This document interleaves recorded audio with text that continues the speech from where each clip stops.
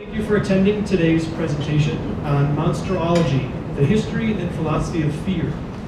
My name is Michael Paradiso-Michau, and I'm on faculty here at the Department of Liberal Arts at the School of the Art Institute of Chicago. As we get settled and ready to begin, I'd like to take a moment to acknowledge our sponsors and supporters who are both institutional and personal. These include the Department of Art History, Theory and Criticism, the Department of Visual and Critical Studies, and my department, the Department of Liberal Arts.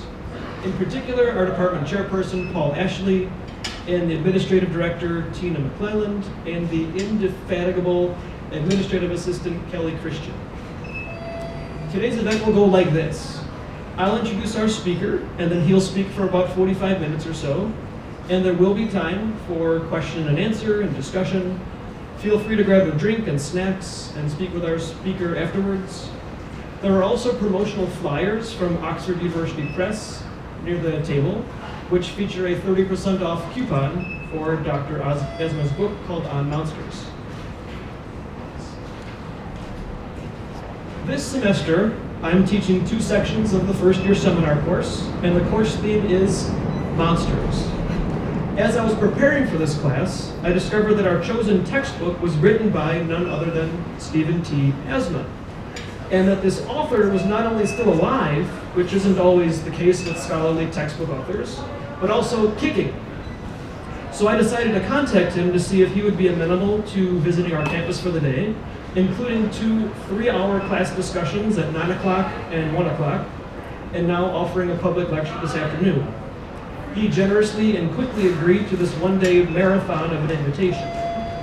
I then decided to conduct a little further research on the author himself and was astonished to discover how accomplished and multifaceted this scholar, teacher, musician, artist, world traveler actually is.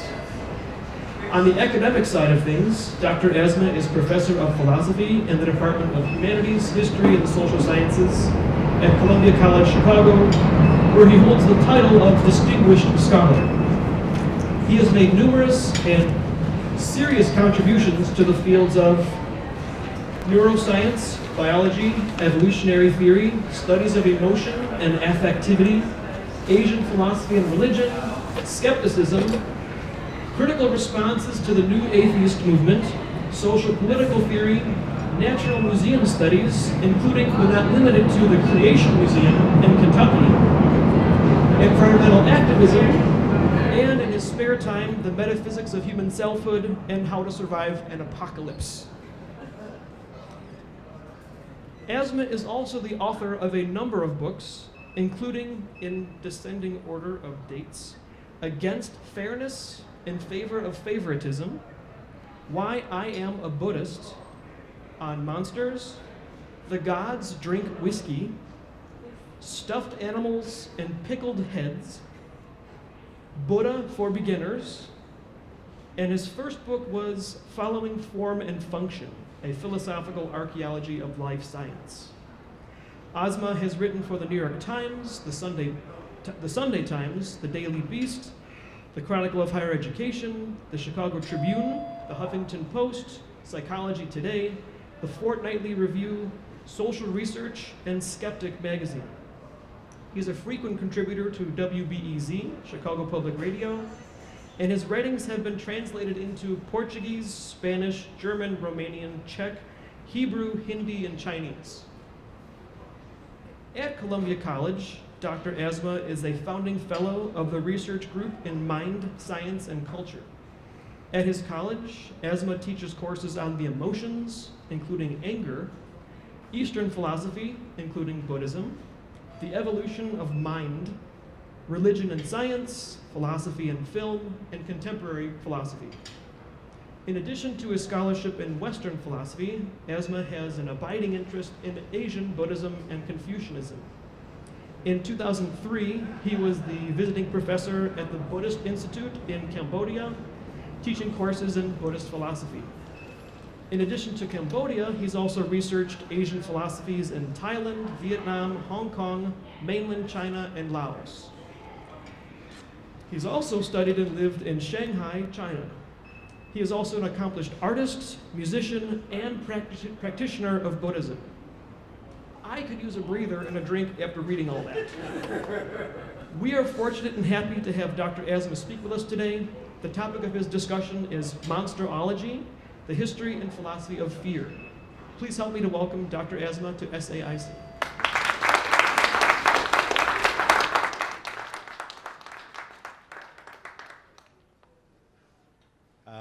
Thank you very much for coming. I'm told to just sort of shout into this. How's this going? Special thanks to Michael for inviting me and for organizing these two amazing sections of this course of the freshman seminar on Monsterology. I got to meet all of your students today, and they were very impressive, and the material that he's covering in this class is really fantastic. Not just my book, but all the other stuff is really great. So thanks for coming today, and what I thought I would do is talk to you a little bit about, give you kind of a quick tour of Monsterology. You're going to recognize some of these monsters, and hopefully you're going to be surprised by some of them. Hopefully there'll be a little bit of both. And then I thought after we did this kind of tour of monsters down through the ages, I would try to explain some of the theories about why monsters continue to be with Western, in this case, Western culture. A whole other sort of lecture could be given about Eastern monsters, but I sort of focused this book on Western monsters. But why do they continue to stick around? Why do they have the forms they have? What is the psychology of monsters and the history and even the political uses of monsters? So hopefully we'll get to some of that stuff, and then of course usually it's the question and answer material that's the best. So let me take you through just some ancient monsters first. Some of these you'll be familiar with, but I'm thinking that this one is not familiar to you. Has anybody heard of the blemii? Yeah, not as well known. This was hugely popular in the ancient world. The Greeks, Herodotus, and then Roman scholar Pliny the Elder talked a lot about the blemii, which were thought to live in the sort of geography of the ancient world is kind of funny. They don't have a good sense of it for obvious reasons. And so whenever you come across a monster, it's usually ascribed to the Far East, what we now think of as China, or the Near East, or they think that it's probably just below the northern Africa. And they believed that this was a species of creature that had no head, and its head was actually located here in its chest. And these were very famous in the medieval period too, because the adventurers that were going out and exploring from Christendom would come back with stories that seemed to confirm the existence of the blemii. They even appear in Shakespeare's Othello at one point. Othello's sort of trying to demonstrate what a worldly guy he is, and he says he's seen the blemii out in some far-flung region. So early monsters were considered to be sort of other races or other species of natural being. This was a sort of a common theme in the ancient Greek and Roman tradition. The Cyclops, of course, is well known through Homer and Hesiod, and Polyphemus is the most famous one. But what is interesting is the scholar Adrian Mayer did some research on Cyclops mythology and paleontology of the sort of Mediterranean caves and the Near East, and she found that she thinks that, and has made sort of a persuasive case, that most of the Cyclops mythology has this kernel of fact, which is people would find mastodon skulls in the caves around the Mediterranean, and you see where the actual sinus for the trunk comes off the front of the head there, which looks like an eye socket. And her argument is that the ancients were finding these bones, and as was commonly the case, since they did not have an idea really about extinction, the belief was these things must be out there somewhere, we just haven't found them. So the idea then was the Cyclops was sort of based on these skull findings. One more sort of example of this I think is really good, and that is that the griffin, which is a very famous hybrid chimera creature of the ancient tradition, was thought to be like a combination of an eagle and a lion, or some permutation of that, prey bird and quadruped. And it looks like these legends were based, in fact, on fossil finds of the Protoceratops fossils. And so here you see, on the right-hand side, these are actual, not dinosaurs, but Protoceratops are sort of categorized as sauropsids, I think. in the Near East, the Altai and the Tian Shan Mountains. And so we believe that these were found by early cultures, and then a mythology of the griffin grew around them. And so this is a common way in which monsterology gets going and starts to develop in Western culture. As Michael mentioned, I have spent some time at the Kentucky Creationism Museum, which I highly recommend. Has anybody been there? Oh, you have to go. It is it's a museum that is explicitly trying to give you a natural history kind of experience, like you would find at the Field Museum, but it's entirely based on biblical science. And so I had the good fortune to be able to interview the director back when they first opened up. This is a few years ago. And when I was down there, I was taking pictures, and so I include this just because what happens is the medieval tradition begins to turn the monster tradition of the ancient world into a theological version. And so obviously the dragons that are well known from the ancient period get turned into supernatural forces and theological forces of evil. So Satan, the devil, and this of course was the exhibit at the Kentucky Creation Museum of the serpent tempting Eve. And off to the side there's also, there's sort of, Adam and Eve are sort of playing with dinosaurs and such. It's quite fascinating. Also then from the medieval period, a couple of other examples. If you look through the Bible, there's great stuff in the Old Testament. People are familiar with Behemoth and Leviathan, but of course it's the book of Revelation, the Apocalypse scripture that has some of the most amazing monsters described in the Bible. And the description here of the end of days is so frightening that if you haven't read it lately, I highly recommend it, because not only is there this sort of stuff, actually my imagination of this thing was much more impressive than the painting. This looks somehow comical because it's a medieval painting. But there's also really bizarre stuff like human-headed locusts are attacking people. At one point Jesus has a wine press that he's putting evil people into and then crushing and making wine from their blood. It's really great horror stuff. So the monsters then here are usually considered to be the enemies of God, or in some cases the henchmen of God, because the Christian tradition has to sort of explain why are there monsters if God is all good. And one way to do it is to say, well, God allows certain monsters and demons to do his bidding. They sort of take out the garbage for him. This tradition here is, again, ancient and medieval. This is the dog-headed creature, the Kynocephalus. This is a very old Greek and Roman tradition of a human being who has a dog's head instead of a regular human head. And what's interesting is that when this gets into the medieval period, St. Christopher, in some Irish and some Eastern Orthodox hagiographies, is basically considered to be one of the Kynocephali.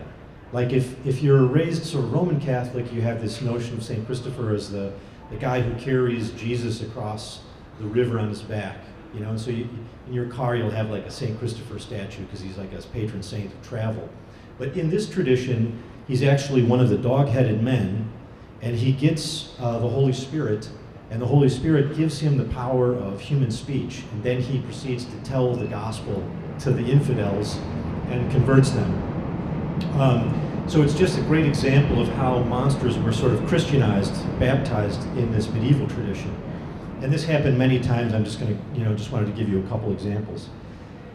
This is an example of what I would consider to be some of the unique features of medieval monsterology. This is a great etching, I think, this is by Martin Schongar. I thought this was Durer, but it's Schongar.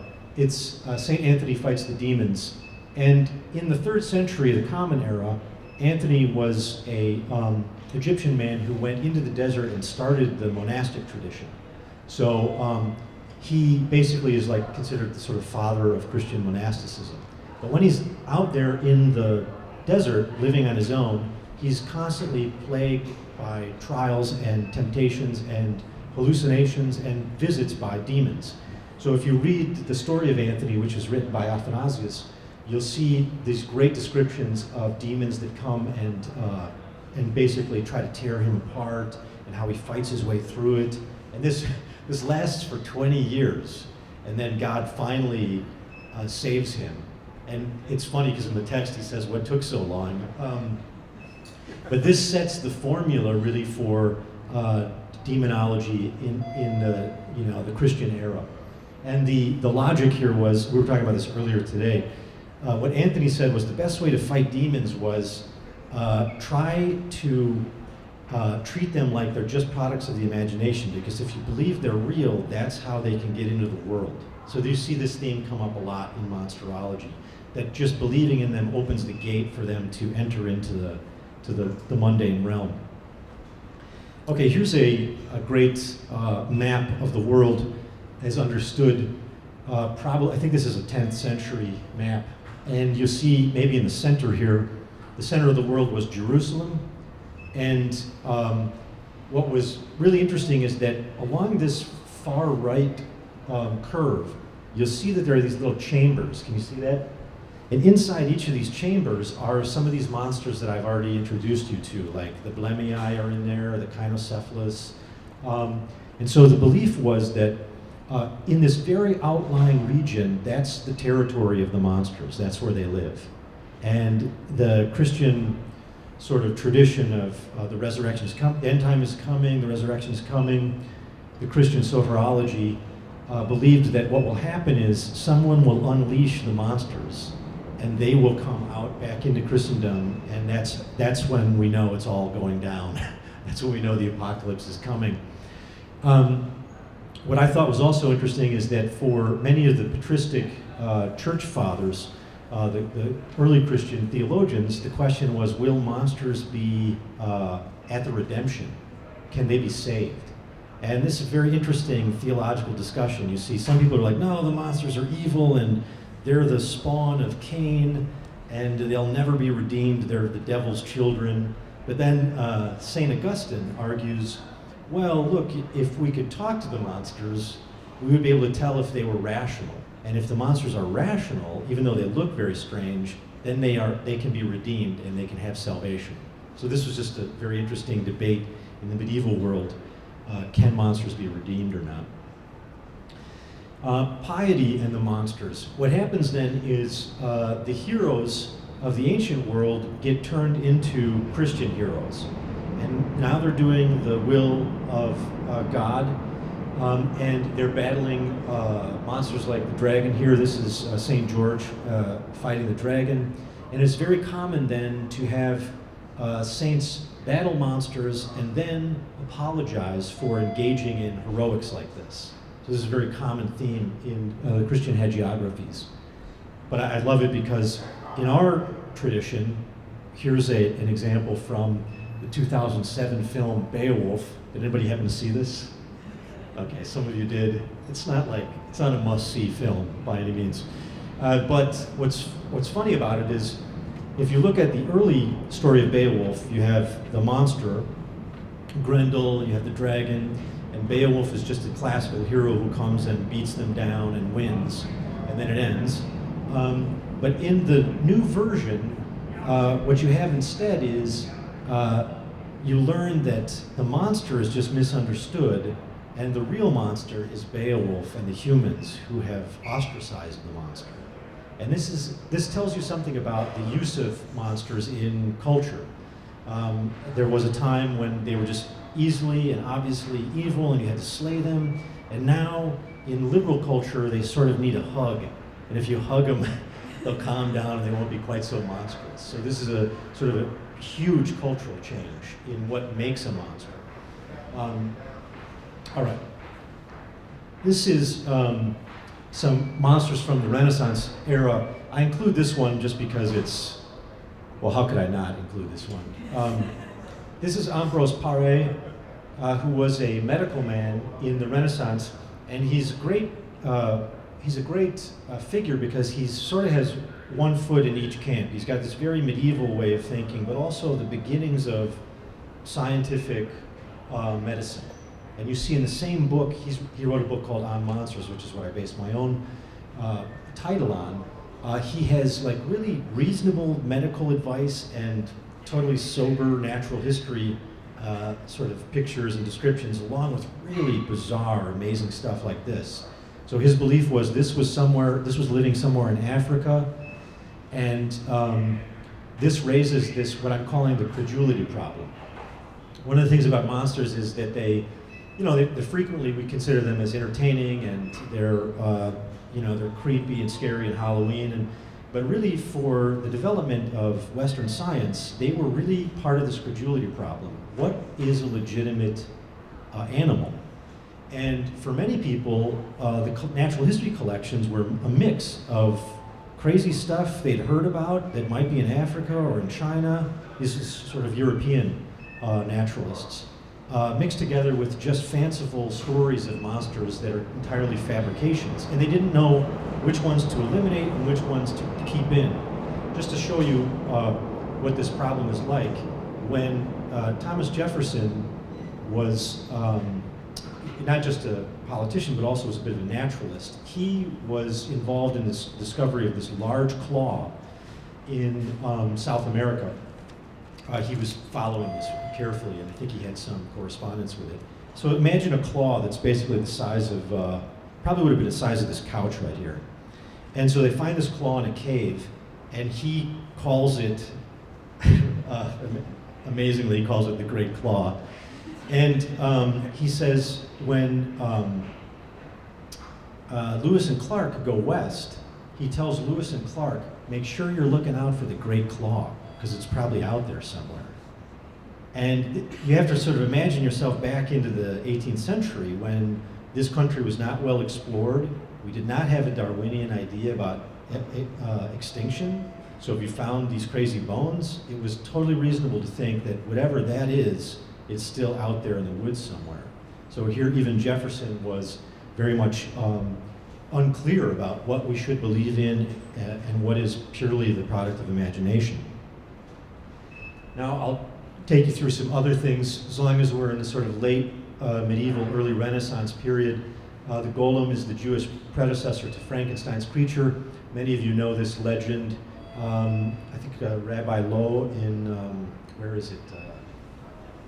Yeah, it's in Czech. Yeah, it's in Prague, right.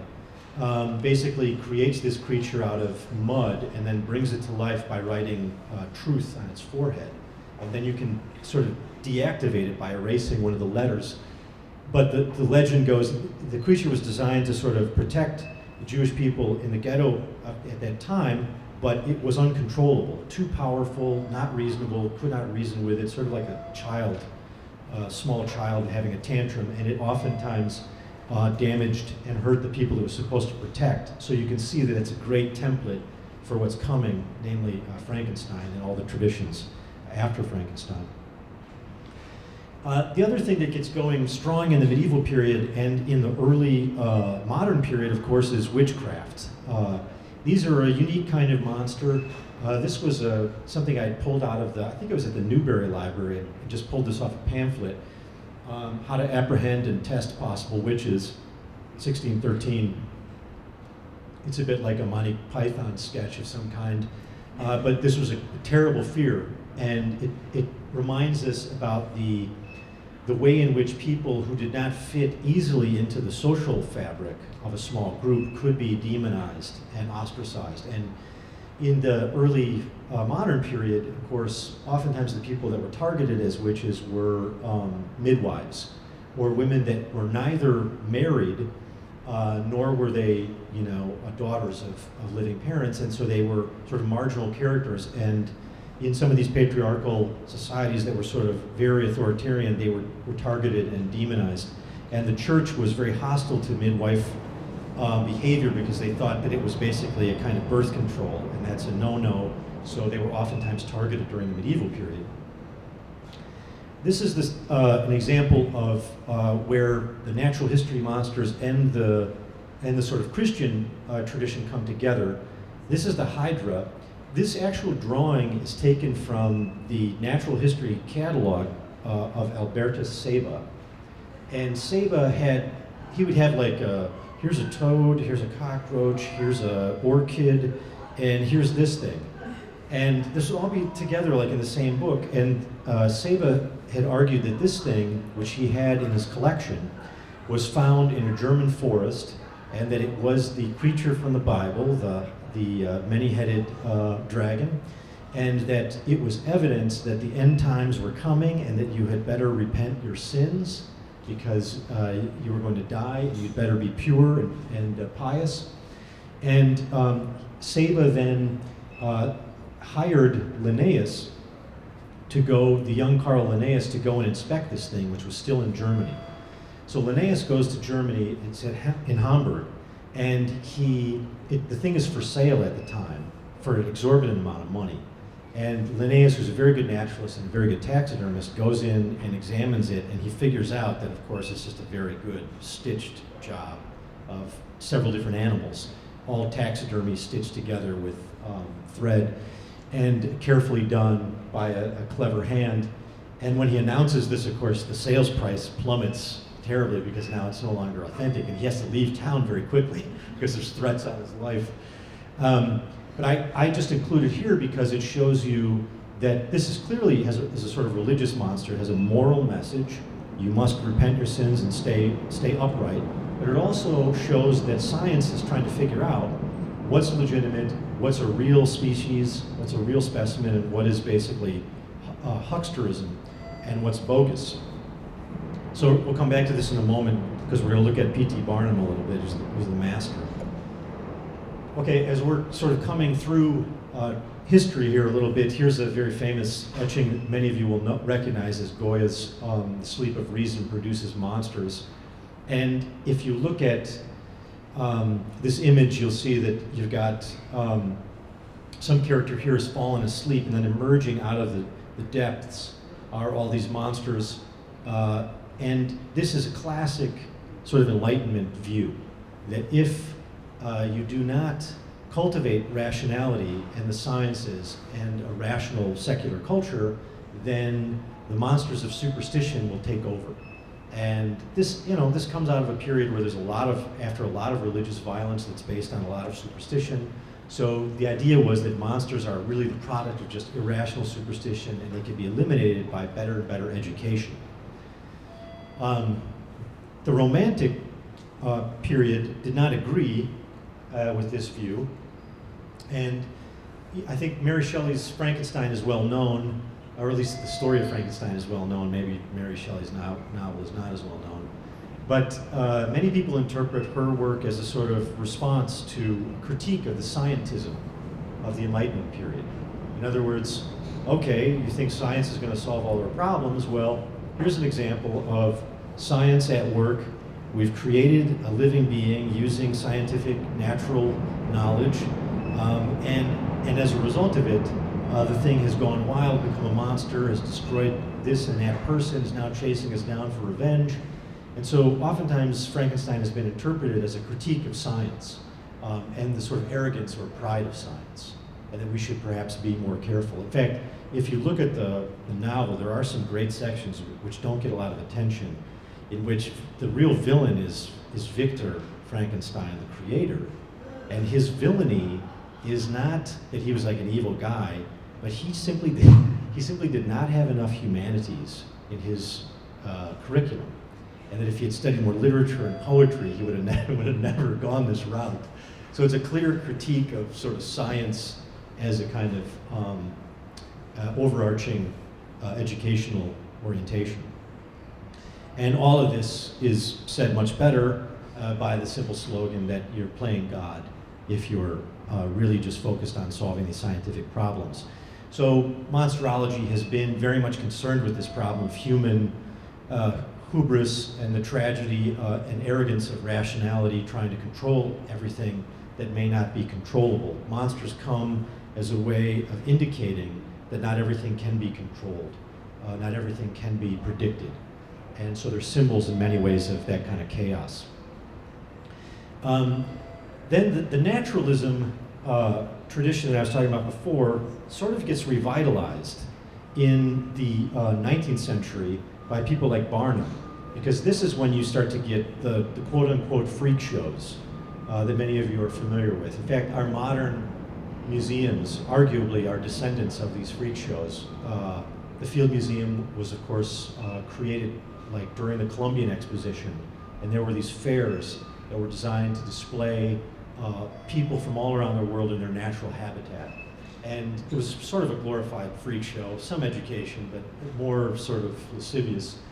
And Barnum was the master, so he went around and found people that had genetic or developmental disabilities, and this was the dog-faced boy. This is a malady that happens very rarely, but it is actually, before you're born, you actually are covered in a very fine hair. And you basically, this hair sheds, and you usually eat it when you're in utero in your mother. And then it's actually, after you're born, then you excrete this. That's what happens to all of us. But there's a genetic disorder in which this sort of downy fur continues to grow even later in life and as you're an adult. And so he suffered from this. And the story of the freaks as monsters, I think, is maybe because it's closer to us, we know it a little better. But what's interesting is it's not always the exploitation story that we're taught. It's not just that Barnum was abusing and exploiting people like, you know, the owner of the Elephant Man was. That certainly happened for sure. But in many cases, Barnum was good friends with his quote-unquote freaks, and they were like family. And there are a couple of cases where Barnum went broke, and some of his friends, the so-called freaks, actually staked him and lent him money. So there was a much closer sort of relationship between him and his displays. This, though, is probably how he got going in terms of his most famous beginning. He created this buzz around the Fiji mermaid.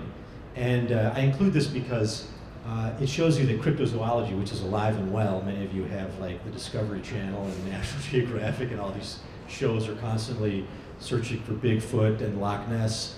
This is an old tradition. And basically, Barnum had convinced New York that he had found the Fiji mermaid, and this was the beginning of sort of mass media, newspapers.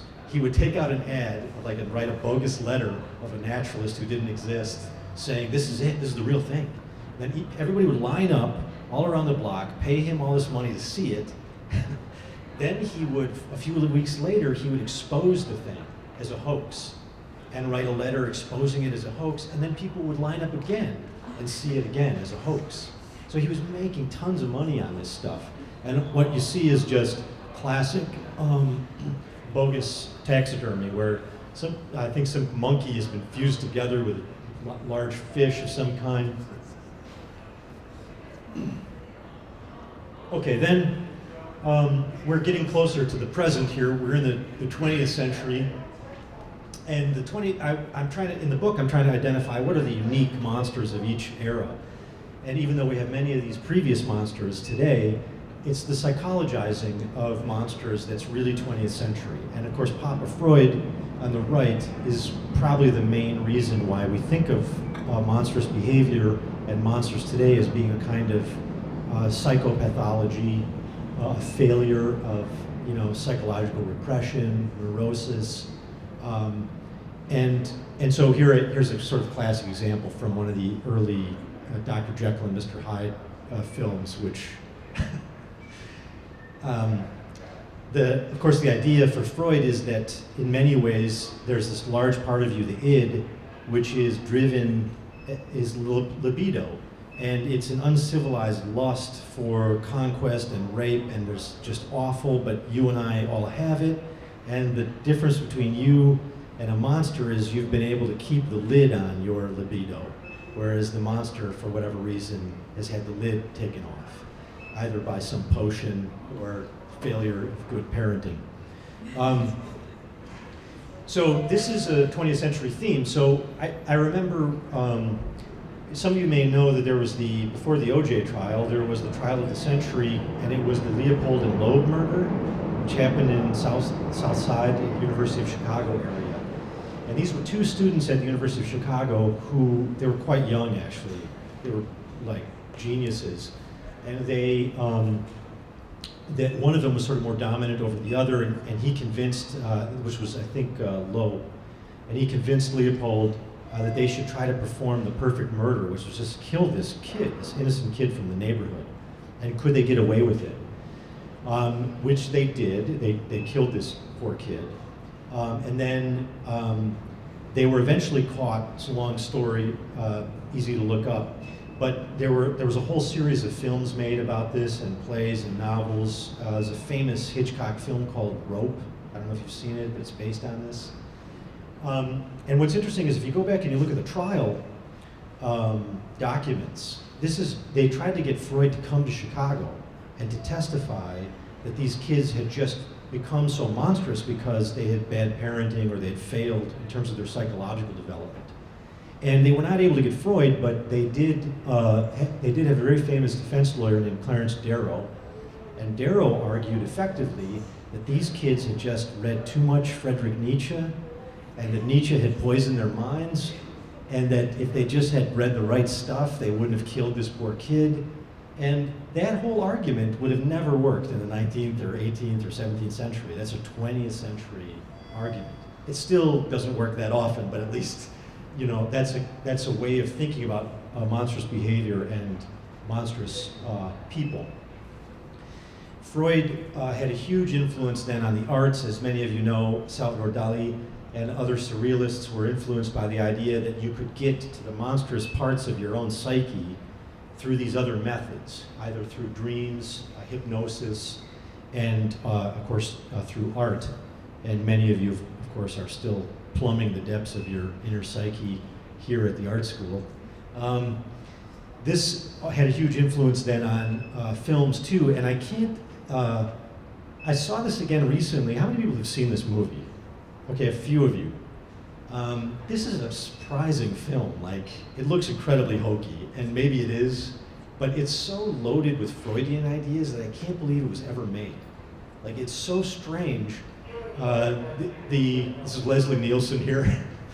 I can't remember the exact premise, but basically, the id is released from this sort of mad scientist on this planet, and it rages around the planet like a force, killing and destroying things until the good doctor, they have to basically destroy it. But it's basically all these Freudian themes woven into basically a 1950s sci-fi film.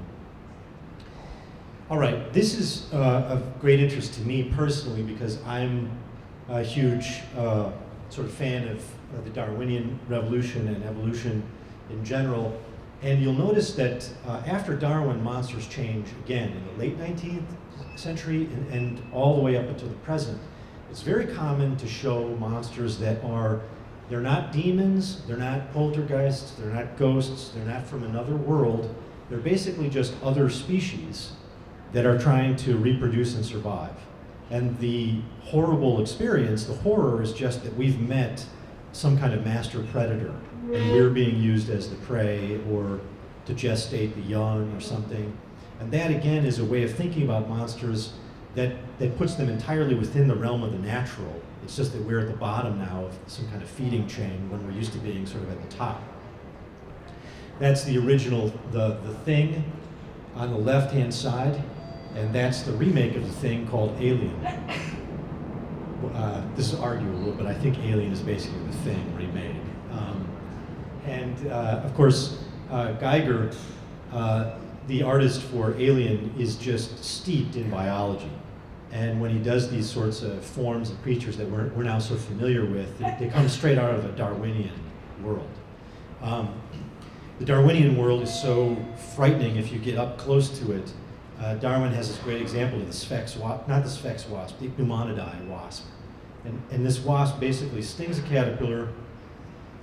It lays its eggs inside the caterpillar, which has been paralyzed. Caterpillar is not dead, it can feel what's going on, it just can't move. And then the eggs of the wasp hatch out and eat the caterpillar from the inside out. And that's basically how they reproduce. Now that's not at all weird in biology. That's sort of pro forma. That happens all the time. And so regular nature has a kind of horrifying quality to it after Darwin. And I think Monsterology has sort of picked up on this and really played with it and pushed it as far as it can go. Texas Chainsaw Massacre. Who's a fan of this stuff? Okay, a few of you. Many people have noticed, that the rise of this sort of splatter, gore sort of tradition, the sadistic horror, sort of correlates with the Vietnam War. And some social critics, I think, I'm sort of convinced by this too, is that Americans were seeing some horrific stuff on the nightly news coming out of the Vietnam War. And it was giving them a sense of war that was very different from previous eras, and it made them more sensitized to suffering of the body and the horrors of war. And so some people have drawn correlations. Of course, once this got going in the early 70s, it hasn't stopped at all, and it's only intensified with different sort of agendas, I think. But this tradition has grown into today's torture porn. This is a tradition which is hard to watch, and for the sake of research, I've had to watch some of this stuff and regret it. But you have to ask yourself, why is this being made? Why do we pay money for it? And why do we keep going back to it over and over again? Why is this a genre? Like watching people suffer and be tortured. And that's something I'm really interested in, is the psychology of this. The maker of this, not Saw, but what's the other one? Hostel, is a filmmaker named Roth. And Roth, his parents were psychologists, so he was quite savvy with the theory. And when somebody asked him, why do you make such horrifying torture films? He said, well, I get letters all the time from soldiers who are fighting in Iraq at the time, and they love my movies, and they put them on and they scream and cry, and it's the greatest thing ever. And then they can basically put their uniforms back on and go back out into the field and be brave and strong and repress these emotions because they've gotten them out of their system. And so this is a classic argument that's kind of Freudian, but also Aristotle gave this argument. Aristotle said the function of tragedy is you go and see some terrible misery that could befall you, and you have enough detachment from it that it's happening to somebody else, but you're able to sort of have those emotions and then cleanse yourself of these emotions so you can get back to your lives of day-to-day quiet repression or whatever it is. You can be a more high-functioning member of society because you've gotten rid of all this sort of poisonous emotions that are troubling you, like anxiety, fear, anger. And so Roth's argument was that's why he makes them, that's why we're drawn to them, that's why we go to them. I don't know if I'm convinced by that argument, but at least it's out there. And we were talking earlier today that Joss Whedon, who's made so many very interesting fantasy and sci-fi and even horror films, sort of took the opposite argument. He said, look, this kind of stuff just puts terrible images in your mind, in your psyche, and then you can't get them out. And he thinks that if you get used to this stuff, it desensitizes you and it dehumanizes you a little bit. So that's the alternative argument. I leave you to sort of debate which one is the more convincing argument. This is just a very quick sort of correlation that I wanted to point out to you guys. This is by no means exhaustive, but many people will draw these socio-historical parallels. Monsters seem to line up with specific social historical events. The top one, I start with an ancient one, or a medieval modern one, witch panics, oftentimes have been correlated with the Reformation anxieties and heresy, forging new in-group and out-group dynamics. This is, the Catholic Church is trying to sort of struggle against the Reformation. Also hostility toward midwives as female-controlled reproduction.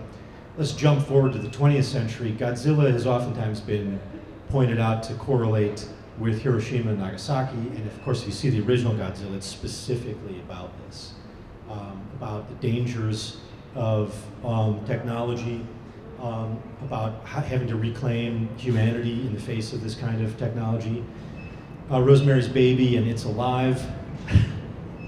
Sorry, that movie. I don't know why it's on there, but it troubled me when I was a kid. But it correlates with the sexual revolution, Texas Chainsaw Massacre in Vietnam, Terminator and the Matrix, and the rise of personal computer culture and AI. And then lastly here, many of you have probably seen Zack Snyder's 300, which is about Persians are sort of represented as being monsters and monstrous cultures, and then Western civilization in the form of Spartans must beat back the enemy. So this is kind of a post 9/11 global terrorism, clash of civilizations kind of narrative that we're still in this moment, I think, in contemporary history. All right, a couple other points here. Now I'm trying to get to some of the more theoretical stuff now. It turns out that the kind of monster you find when you're studying monsterology is oftentimes very geographically indigenous. So for example, we're familiar with werewolves, and they're very strong in Northern Europe, but that's of course because wolves are real predators in Europe, or were. In India, it's a were-tiger, so you turn into a tiger. In North America, there's the were-bear. In Native American culture, this is were-bear that you can become. And in Africa and Indonesia, there's the were-crocodile. So I guess it's a full moon and you become a crocodile, and then you eat other, humans and other, prey animals, and wake up, having done horrible things and having to face yourself. All right, now here's some kind of interesting stuff from psychology and biology. One of the things that is interesting is what are the cross-cultural phobias? There are certain fears and phobias that seem to travel very well across cultures. And there's only a handful of them. One of them is my favorite, which is the sea monster. It turns out that people from all different cultures have fears about what's in the water, particularly stuff that they can't see in murky water. That's a fairly universal fear or phobia. The other one is, as you might imagine, arachnophobia. And so there's a lot of spider fear cross-culturally. Any ideas what the next one is? What? Snakes, good. So herpetophobia, snakes, that is another universal fear. It seems to be cross-cultural. And what I'm interested in is why would there be these small handful of phobias across all cultures? And evolutionary psychologists suggest that that's because these were the main predators or threats while we were evolving. And so if you look, for example, on the plains of Africa in the upper Paleolithic period or the Pleistocene period, you will find, particularly in that area, even today, poisonous spiders that can kill a kid easily. You will find snakes that are so dangerous. When I was there, we got out of the truck. This was in Tanzania, and we're walking through this area, and the guide says, "Look out for the black, what was it called? The black mamba." Yeah. And he said, "If you see that thing, run, because it will chase you down and kill you." And I thought, and everywhere I went, we would just go and see, like to a riverside or a lake, and all the poor wildebeest and zebras and our ancestors would be going for a drink of water, and all the crocs are waiting to just grab them and kill them. And so you and I, our minds evolved in a very hostile world. So the argument is it would have been selected for to have certain specific kinds of fears or phobias. That would have been very valuable. Evidence that that's still the case in the state of nature is, this is some recent data from the indigenous tribe, the Atre, Paraguay. Somebody did some statistical analysis of their lives, like recently, and 14% of them die of poisonous snakes, 8% of them die of jaguar attacks, 55 from human violence. So if this is at all indicative of the Pleistocene era when Homo sapiens are evolving, you can imagine that certain fears would be sort of hardwired, so to speak. What I think is happening is your brain, my brain, the human brain is basically made of these three parts, the triune brain. The brainstem you'll see is oftentimes called the reptilian brain, and we share this brain with all vertebrates, basically. It controls a lot of your motor activity, respiration, hunger, sleep. Wrapped around that is the limbic brain, which is where the amygdala is, the hippocampus. This is where your emotional life resides. Sometimes it's called the mammalian brain. And then wrapped around the top is the neocortex, which is higher order thinking. And human beings, of course, our neocortex is massive. It just expanded, huge. So what psychologists are arguing now, and it seems to be really taking hold, is this idea of hot cognition. When you experience something frightening, like a predator coming at you, you have two ways to process it, hot and cold cognition. Hot cognition means that the information comes straight into, like, imagine this is where your eye is. The information comes straight into your eye and right to your limbic and motor system, so that you move immediately. But in addition to that pathway, the ventral pathway, there's a dorsal pathway in the brain where the information is coming in and you're able to think about it. But of course that system is slow and takes time. And it's not that useful if things are trying to kill you like all the time.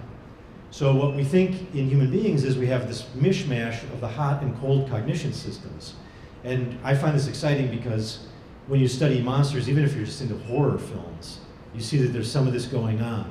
You get to have sort of the excitement of the emotion, the adrenaline rush when you're watching some horror film, which is that lower brain, but also you know it's a movie. And so your cold cognition just tells you, you know, isn't this fun? We're not really in danger. Okay, let me walk you through just a couple of these, just things that we already been talking about, but some theory, and then I'll knock off and hear what you guys think. I've been sort of describing this idea of evolutionary psychology.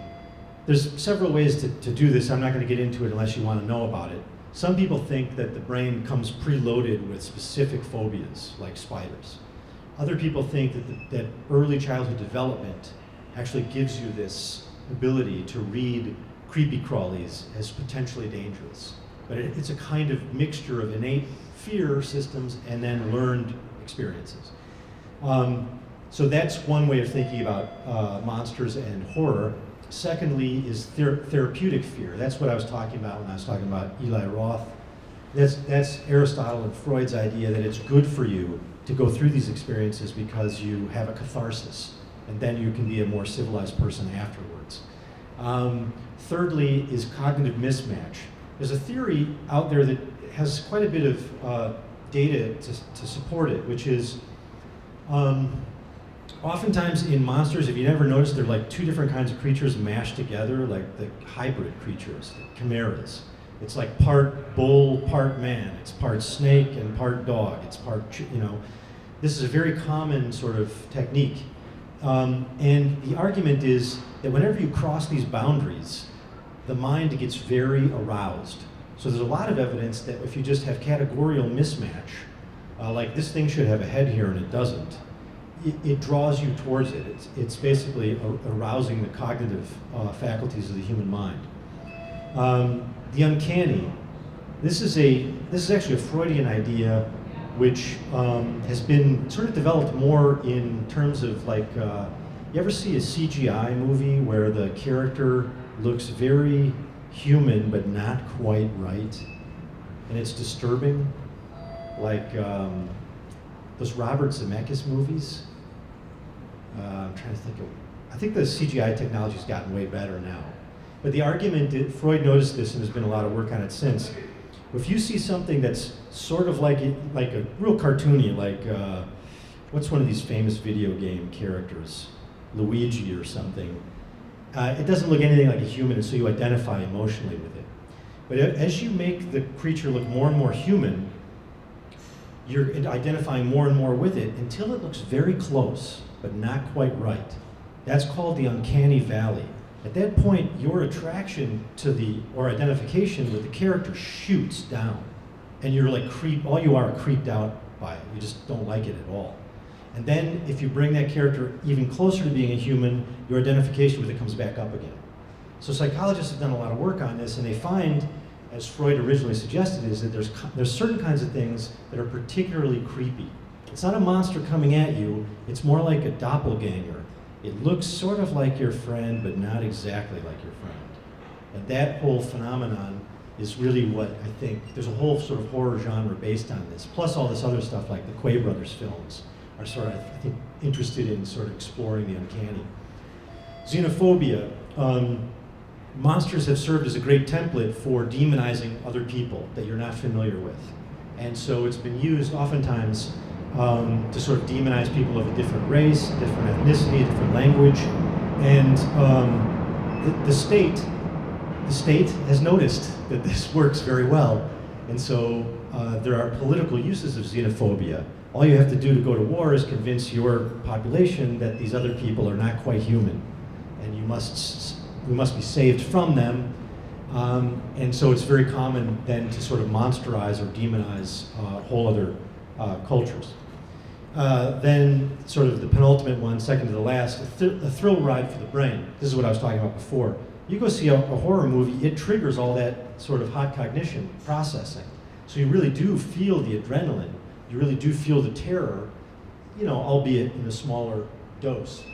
And then lastly, this is my own sort of interest in it, is I think many of these monster stories and horror films are ways in which human beings can rehearse possible trials and tribulations. Like, I'm not really gonna meet a headless zombie, but I've been watching this Walking Dead show. I don't know if some of you have been watching this, and it looks like it's like a good rehearsal for when technology goes down and we're reduced to living like hunter-gatherers again, and I'm gonna have to kill somebody to keep my son alive. And I think there's a huge attraction to this kind of story because it allows people to engage in sort of mental preparation for what will they do when they really do have to face an enemy. It's not gonna be the end of civilization, but I could walk down the wrong alley and get jumped. And so in many ways, I think some of the psychopath films and narratives are ways for people to think about, they're afraid of home invasion and rape, and there's crime. So monster stories, for us, are oftentimes ways of engaging in this kind of moral imagination. All right, I'm gonna put this slide up because it's just a great painting by Chris Mars. And then this is maybe a good time. I'll draw my formal comments to a close here, and then hopefully you guys have comments and questions. So thank you.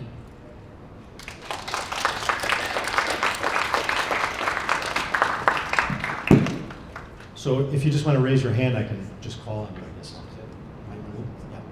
You just ended your talk about with The Walking Dead. Actually, I want to ask something about it. What do you think makes The Walking Dead for so many people so attractive? I mean, you see people murdering other people and they don't have to answer for it. And in my opinion, many people enjoy this show because, that is the fact. It's what they're doing. You don't have to answer for killing other humans and this whole apocalypse thing. Can you talk about that? Yeah, that's a good question. I agree with you. There's something very attractive about watching monsters or serial killers engaging in truly antisocial behavior. And the attraction, like the Hannibal Lecters or the cases you're talking about in Walking Dead, some of the attraction must be that I have to live this life of constant repression, and here I get to watch somebody do exactly what all of us want to do, but have been socialized not to. So I was talking to some students earlier, and I was saying, even on the L right, on the brown line here, I wanted to punch somebody, and that's not just because I'm a jerk. I might be a jerk, so it could be that, but there's irritating people. Like, we live in a dense, city, urban environment where my goal is constantly being blocked by your goal, and we're constantly bumping into each other. So Freud says this leads to constant levels of stress because we're always repressed. And one of the great releases of watching horror films and this kind of stuff is you get to see people doing what they want to without the consequences of social reprisal. There's no prison, there's no police. Arguably, there may or may not be a God to catch you and punish you afterwards, so it's the ultimate freedom. And I think that's one of the things that's very attractive about that show. But also, I think there's other things that are really attractive in that show. That's why I think it's so successful. Like, when I watch that program, it feels like there's something in it about what would you do to survive and protect the people you love. So it's not just like free for all, I get to be the crazy, person acting on my libido at all times, but rather, to what extent would you go if you loved somebody like your child and they were being threatened by somebody else? And I think that really plays on a very human set of vulnerabilities. Yeah. The Discovery show has this river monsters. Oh yeah. I don't know the actor that plays it, but it really does regionalize some of the areas of the world that he goes to. Yeah, I watch that show regularly. I enjoy that show. It's totally melodramatic, right? Like they'll have like these reenactments of the fish that killed this villager or whatever. But I think you're right. It shows you that if he goes to, like, the other day I was watching him. He's in Thailand and he's in the Mekong River, and I've been to the Mekong and I was swimming in the Mekong and I was completely freaked out because the largest freshwater fish live in the Mekong River. They have stingrays that are 15 to 1,800 pounds. I mean, they're just enormous. They're just the size of this whole room. And so if you look at then the lore and legend in that region, it's usually connected to those animals. And if he goes then to South America, it's a different kind of fish. And so the legends are different. And so you're right. Wherever he goes, you'll see that the monster traditions are following. They're sort of built up around that kernel of real natural history, which is what are the real super predators in that area. Yeah.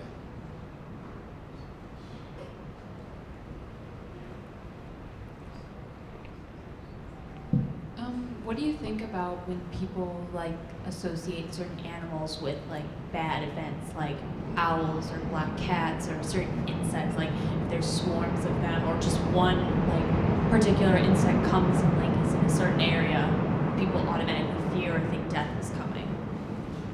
Well, that's a very good question, which I've never thought about. But it's in the Bible. Do people think that way now? Like if they see like there's an influx of cockroaches, they think death is upon us or something? I mean, like, I'm trying to think. I know like a lot of people get like weirded out like by owls, which is one of my favorite animals, and it's like, no, they're fine. And another particular for me is that people really freak out about moths. And Yeah. like, I mean, I know the death head's hawk moth is like a big one because Silence of the Lambs. And then there's like a witch moth, which is like white or black, I believe. And apparently in certain cultures, as soon as you see it, like it means death is coming, someone's gonna die, bad luck.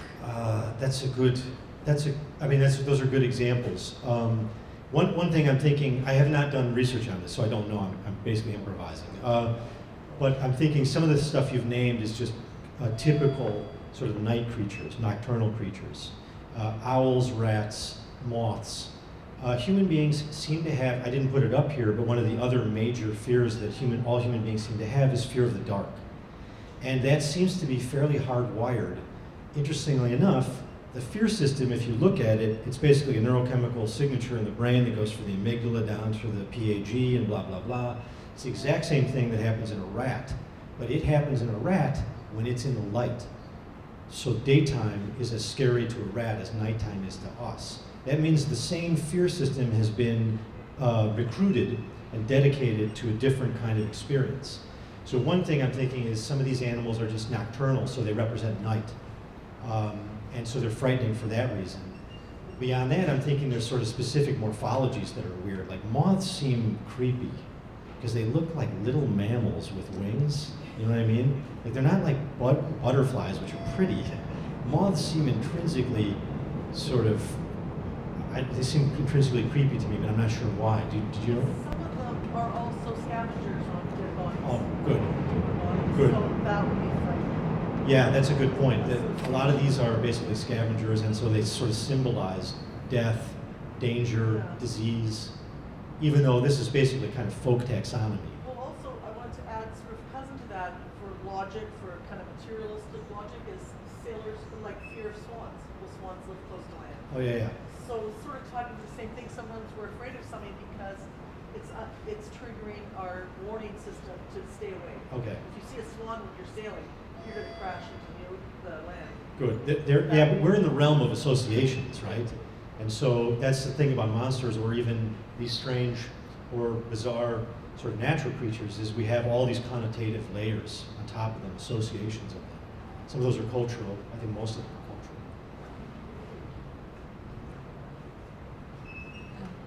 So I was wondering about, I'm sure, so your studies like have also involved some folkloristics, and I was wondering about the role of sort of helper monsters. So those in folklore like wild men or, I don't know, even like the frog prince, just the idea of these kinds of monsters and how they relate to the more like frightening traditions. Yeah, that's a good question. It's interesting that the dragon in the Western tradition is almost always bad, right? But in the Eastern tradition, the dragon is usually positive. There's a lot of positive associations with dragons. In fact, some Chinese folklore and even popular culture refers to Chinese people as the children of the dragon, Long. And you'll see that the dragon is sort of represented in ways in paintings that are oftentimes not as sort of diabolical as you would have dragons in the West. So I agree, sometimes the monster has like a benign or even a benevolent presence. And you'll see this even in things like when they do the Godzilla films. There's always this moment, it usually takes about 15, 20 minutes, in which the characters are like, is he here to kill us or is he here to help us? And then some little kid goes, hey Godzilla, and Godzilla blows a smoke ring or something, and we know he's here to help. So I do think there is this tradition. I don't know specifically that like anybody knows why that is exactly, but one theory is that, two theories. One is that we have historically a kind of ambivalent relationship with strange creatures. Oftentimes, if it looks dangerous, we treat it like it's dangerous, but it may not be. And some of this may be reflecting some basic sort of, like I was saying before, folk taxonomy. But secondly, I think, and this is maybe the more interesting one, is since monsters represent chaos, disorder, irrationality, the uncontrollable, the unknowable, if you retell the story or have some of them as helpers or friends, then you mitigate some of that sort of unraveling fear and irrational. It's a way of sort of blocking the nihilism interpretation, you know? Because some monsters just sort of, if the sort of existential despair is that the monster will win, you will lose, it is against you. And if you have helper monsters, it's a way of saying, we can find a way, you know, rationality, human society can make it. I think it's a kind of spike against nihilism. That's another interpretation. And also maybe this could be connected to older traditions of animism. So oftentimes, you know, the belief that there are spiritual agencies out in nature, one of the ways, like in Southeast Asia where I've spent a lot of time, you oftentimes are trying to negotiate with the spirits. So you make offerings in your spirit shrine of lotus flowers, incense, maybe a shot of whiskey, and then the spirits will come and live there and hang out instead of getting into your house and causing nightmares and trouble for you. So it might be a way of sort of negotiating with this other realm of spirits. Hi, Steve. Hi, Ted. Hello. I was going to also ask you if you'd spoken about the show Grimm as well, and it has a lot of helper monsters on there. I mean, it's TV in the classic sort of, what? You know, sort of goofy, cheesy, but there's a metacognitive sort of treatment of like, okay, it's a show, monsters, and the title, we know that it's referencing, you know, the fairy tales from Germany, and I'm watching it also for the hilarious way they treat the German language and German history as well. It's just funny in lots of ways. But it also, over and over again, the helper monsters tend to be altruistic, or they have that socialized ability of living with one another. And the ones that sort of must be killed, you know, or face down, they tend to have unchecked narcissism or unchecked egocentrism. But I was just curious, you know, what your thoughts are in terms of like the metacognitive use of monsters. I mean, is the only true monster left the narcissist, or you know, as we move forward, you know, like this painting is great. I mean, it's traditional, and it's like, let's have a great time and pretend to be scared, you know, and young people could be, but we all know, like when we go to work, we face true monsters sometimes. Or shopping, you know, oh, there's that guy. Yeah. Or on the train, as you perhaps. Anyway, I was just curious what your thoughts on sort of metacognitive use of monsters. No, that's a good point. I mean, if you, you know, like that, what is that, Black Friday right after Thanksgiving, if you go shopping, those are the contemporary monsters, right? And they're us, and it's kind of raw craving and desire. And like you said, narcissism is sort of the last bastion of the monster. That's where we really go. But then again, you know, you and I are living in a little bubble of the ivory tower where people, you know, think that ghosts and demons aren't real. But start asking your students about this, and you begin to find that not everybody's living in this bubble of secular science. There are many people who still think about monsters, ghosts, in metaphysical terms. And it's hard for me to make that jump, but clearly I think we're in the minority. Having said that, is there some notion of the monster that sort of still makes sense? I guess I was thinking about, we clearly, narcissism is a huge pivot point, but also the demonization or the monstering of whole other cultures as being barbaric is still very much alive and well. And that might be like another quadrant where monstering is considered to be literal, like these people. And you see this, of course, because there's monstrous behavior. ISIS, you know, Boko Haram, that stuff is real. And the kinds of activities that are happening there easily submit to a kind of demonization. And I think that my own view is not all of this is wrong or bad, because some of it is quite useful if you have real enemies. I think the really liberal view is there are no such thing as real enemies. All you really need to do is understand them better, give them sort of economic stability, and you will find the very best kind of person comes out and all monstrous behavior goes away. But in arguably, that's not always the case. You could raise the economic status of people, but if they have an ideology that demonizes you, then guess what? You have an enemy. You have a real enemy. And so, in that sense, I think monsters, even though we have to be very careful with that kind of language, I think it's still doing cultural work. I interviewed this guy, fascinating judge, and he has dealt with some of the most horrific murders and crimes and people ever. And I asked him, you know, you have spent decades dealing with these people, like, do you think there are monsters? And he said, well, I think there's monstrous behavior, but there's no monsters.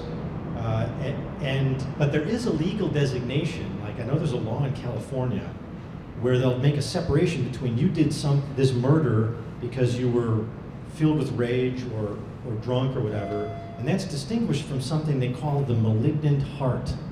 And the malignant heart means you are just bad.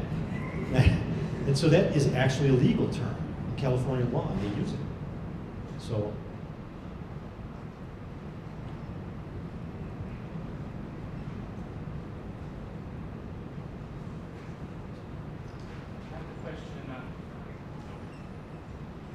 Two questions.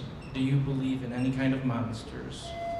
And where do monsters fit into your worldview as a Buddhist? Oh, good questions. I do not believe in metaphysical or sort of demon monsters of the theological variety. I suspect there's all kinds of crazy stuff living deep in the ocean that, you know, I would call monstrous, but it's just a species we've never seen or discovered. And so I think that notion of monster, which is, you know, in quotes, I think cryptozoology is really fun because just when you think you're getting silly about something that exists, you know, scientists actually discover something that surprises you. So those kinds of monsters, I think, are real, and we're going to continue to discover them, particularly in the ocean. The function of monsters in Buddhism is really interesting because the demons, if you look at early Buddhism, like Indian Buddhism, there's a belief in three realms. And there's this mundane realm, there's the sort of what we might call hell, and there's even a kind of paradise. And the hell is populated by these hungry ghosts, or spirit beings, or demons. And what's interesting about them is they are sort of incarnations of specific kinds of craving or desire, right? So the hungry ghost is typical in Asian cultures. It's either represented as, it has a big belly that it's trying to fill, but it has like a little pin-sized mouth and it can't get food into it. Or it has no mouth at all. So it has to live out its life being tortured by its own, craving. So if you look at these are the pretas, the hungry ghosts. The function of them in Buddhism is to sort of warn you about your own craving. And so your job as a good Buddhist is to master your own inner demons. And so the Buddhist missionaries actually did this, like they argued when Buddhism was trying to establish itself in the context of Hinduism, which of course is where it's born, they argued, especially when it moved into Southeast Asia, where Brahmanism was already established, there was already a tradition that evil death was incarnated as a deity called Mara. And what Buddhists did is they said, okay, we see your Mara, we see that he's bad and he's a terrible god, but what we mean as Buddhists is Mara is just your own craving. And you must slay Mara, which is slaying your own craving. So I like this use of monsters in a kind of psychological Buddhist format. And to that extent, I think it's really helpful. The images. Like in later Buddhism, in Tibetan Buddhism is very imaginative, and so it tries to get you to do these sort of creative visualizations. And so they'll do this, they'll have you sort of imagine you have sort of spirit beings who you go to for advice and inspiration, and you have creatures who you must kill. And those are your own temptations and cravings. So yeah, I like that tradition. Any other brave souls? Yeah. Early on, you talked about where some fears descend from, like, what was it, Texas Chainsaw Massacre descends from Vietnam War and all this stuff. There are many people who state that, like, if you look at the Star Wars franchise or the Lord of the Rings franchise, they say that it comes from the Nazi period, from the Third Reich, because, like, Star Wars and Lord of the Rings, there's this overall evil that, like, tries to conquer everybody else. And maybe could you talk about that a little bit? I don't know that literature myself. That makes sense to me as you say it. You're saying that, like, Lord Vader is sort of like a Hitler character, and the whole. I mean, just that they, the Nazis, they showed humanity what or what they're capable of doing to other people that, like, the society has never seen before at such a great extent. And so, like, I don't know, like Lord Vader's maybe doing in Star Wars, or Sauron's doing in the Lord of the Rings, or whatever. Yeah, I mean, it makes sense. The 20th century has had some of the most monstrous social experiments that we've ever seen. The large Nazis, of course, Stalin, arguably Mao, certainly during the Cultural Revolution, the Khmer Rouge, Pol Pot. It makes sense to me that the science fiction and the fantasy narratives like Star Wars would try to capture some of that. And what is interesting about Star Wars is, I haven't really thought this through very well, but I remember when I saw it when I was a little kid when it first came out, all that sort of political dimension was lost on me. I'm a little kid, I'm like, the rebels? Who are the rebels? What? Like, it was very, when you're a little kid and you see the film, you just see this guy is bad because he's breathing heavy, he's dressed in black, he's choking a guy, that's it, All the political dimensions were gone. But, of course, the film is loaded with a politically, I don't know if it's sophisticated, but there's a political viewpoint in it. It's showing you the dangers of authoritarian governments. It's showing you what can happen if power is concentrated from the top down. It's showing you sort of the way to rebel against it. But the way to rebel against it is kind of weird because it also, I mean, in a way that film also captures really ancient ideas about the positive and the negative, the yin and the yang. The Taoists talked this way, like there's a force and it's the way, the Chinese call this Tao, and if you can get yourself trained and skillful, all that stuff about being a Jedi comes right out of Eastern philosophy, right? So it's interesting that I think all of that is in play, and I'm not surprised to hear you say that, but I have not seen literature connecting the dots on that.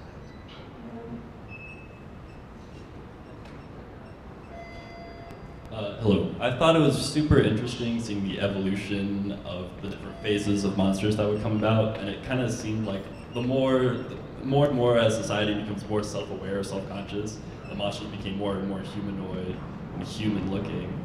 Like I think of a recent sort of folk, like, social media folk monster, Slender Man, very just humanoid-looking, just a very tall, creepy man.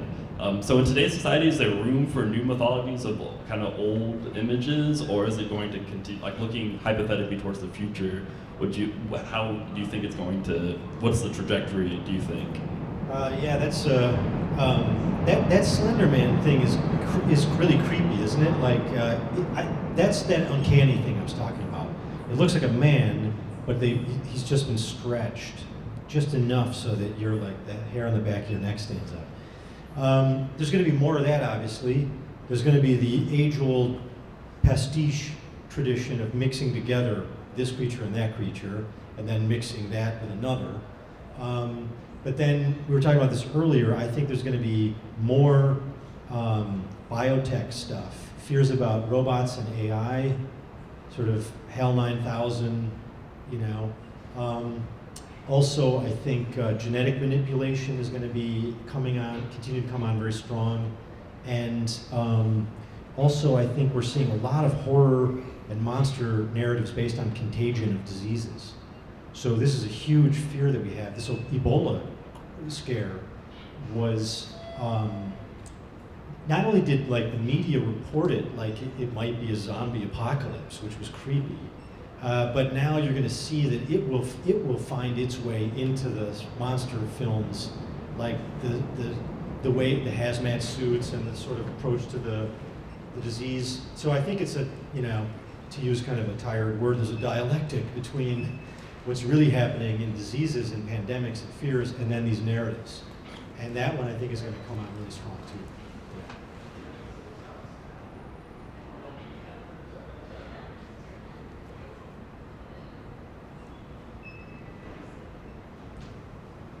And continuing that internalizing theme, do you see any parallels with neuroscience and really the misunderstanding probably of neuroscience and sort of monsterology?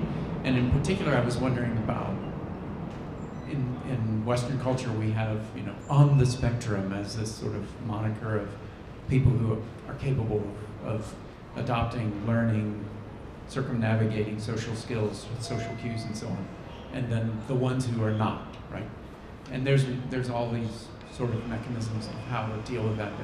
But I was speaking with someone the other day that from afar, ISIS looks like the fighters look like there's this craven commitment to structure, but they're also avid social media users, right? So it's a sort of a weird amalgamation of the worst of Facebook is in the Middle East with weapons and a murder. Anyway, but I was just curious have you ever thought of monsters and sort of, I think the comment about Nazi Germany was a very specific socioeconomic moment where actually people on the spectrum, again, it's a horrible way to use that, but there were certain types of male leaders who actually were supreme narcissists as well as other manipulators, and it was a really amazing, again, it's awful, but orchestration of the horrendous way of being. But is there a connection? Because there's a race of neuroscience and the life of the planet, or climate change and the life of the planet. But do you see sort of these parallels? Yeah, I mean, there's the case of the Nazi example, the ISIS example, the application of bureaucracy and order and organization, especially guided by a charismatic figure, is really is sort of a subset of monster and horror that we're very familiar with in the 20th century. This is stuff that Kafka was so expressive about, that there's something about the institutions that we live in that dehumanize the people in them, and also then lead to dehumanizing behaviors as well. Because it's harder to see, you're basically a cog in a machine, you feel alienated, you're frustrated, the enemy is paraded in front of you, via some Huxley kind of model, on social media. And then I think that, the psychologists like Milgram and Zimbardo were trying to explore how did the average German, acquire such bad behavior.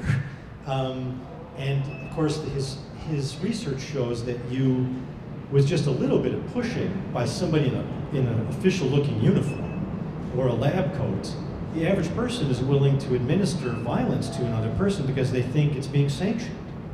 And there's a tremendous amount of native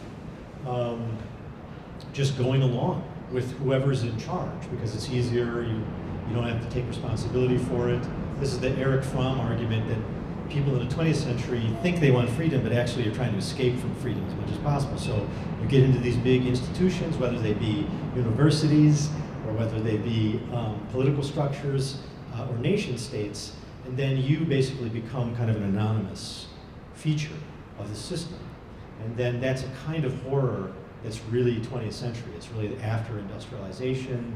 It's because prior to the 20th century, of course, most of us did not live in cities, and now most of us do live in cities. And I think it does create a mindset that admits to a kind of manipulation, easy manipulation by autocrats. That's just off the top of my head. It's just because when I was in Cambodia, I was looking at this in the Khmer Rouge. This was a common problem. They basically were trying to break down the bonds that would make you do the right thing because you have filial love. And once you break that, then all you have is what the party or the institution wants from you and tells you to do. And that has happened a lot in the 20th century. Was Satan the first monster? I don't think so. I think Satan is a latecomer, actually, because the Pentateuch is how old? What do we think? When do we think Genesis was written? Probably maybe 800, something like this, right?